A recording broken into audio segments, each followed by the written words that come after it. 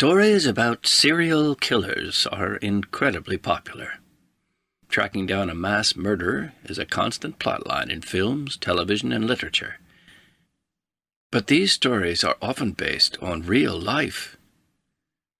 In certain circumstances, however, real life goes a step beyond what we could imagine happening in fiction.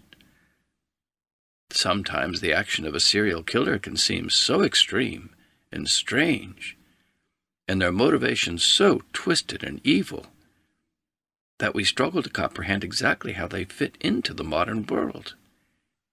In the case of Keith Hunter Jesperson, the truth behind his murder spree is more horrific than anything Hollywood's best screenwriters could have dreamed up. After a disturbing childhood left the giant of a man riddled with emotional and psychological scars, Jesperson traveled across Canada and spent time strangling and killing women whom he'd met along the way. While he was only convicted of 8 murders, his own boasts suggest that total could have reached as high as 160. As a truck driver, he had the perfect cover story for traveling from town to town without having to put down roots.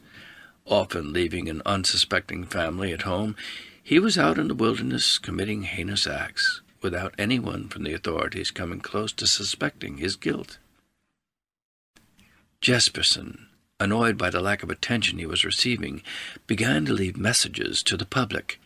Scrawled onto the walls of truck stop bathrooms, he signed each confession with a happy, quote, smiley face, unquote. This led the media to christen him the Happy Face Killer.